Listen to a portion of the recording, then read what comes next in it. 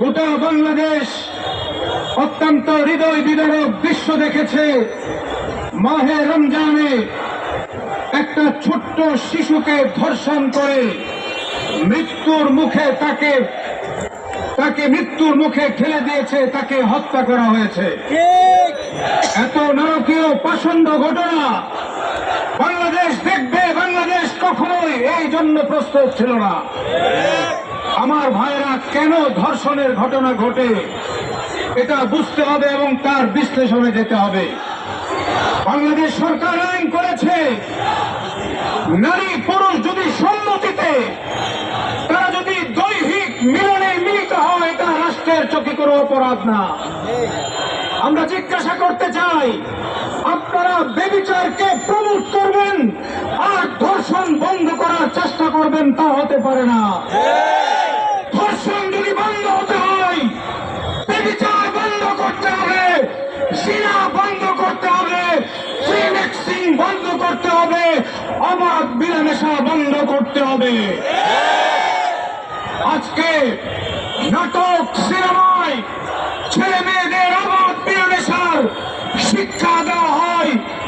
এজন্য আমার ছেলে মেয়েরা, আমার প্রজন্ম সবসময় তারা একটা মানসিকভাবে সেক্স করার জন্য প্রস্তুত থাকে।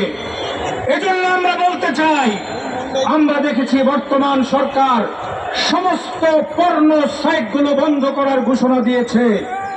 আমরা পরিষ্কার বলতে চাই, সকল পর্ন সাইট বন্ধ করতে হবে এবং যত ধরনের অনৈতিক সিনেমা, অশ্লীল সিনেমা আছে, অশ্লীল নাটক আছে, এই সব কিছু বন্ধ করতে হবে।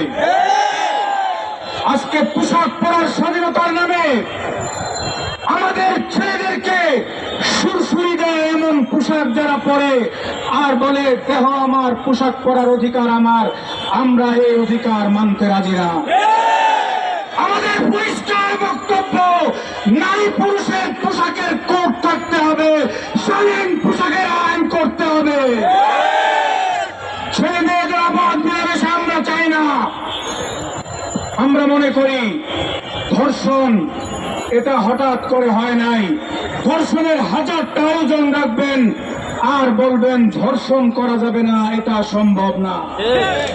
এই জন্য ধর্ষণের যতগুলো ধর্ষণকে উস্কানি দেয়, এই সব কিছুকে বন্ধ করতে হবে। পরিষ্কার বক্তব্য, আমাদের বোন আসিয়াকে যে শহীদ করেছে, যারা তাকে মদত দিয়েছে, এই সবগুলোকে ফাঁসির কাস্টে ঝোলাতে হবে। আমরা তো বলতে চাই শুধু ফাঁসি না, তাদেরকে প্রকাশ্যে পাথর মেরে হত্যা করতে হবে। আল্লাহ জিনার বিচার করেছেন, জিনার বিচার হলো বিবাহিত কোন পুরুষ অথবা নারী যদি জিনায় লিপ্ত হয়, তার শাস্তি হলো পাথর মেরে তাকে হত্যা করা। আমরা বলতে চাই, এই নরক পিশাচকে পাথর মেরে হত্যা করে বাংলাদেশের জন্য একটা দৃষ্টান্ত স্থাপন করতে হবে।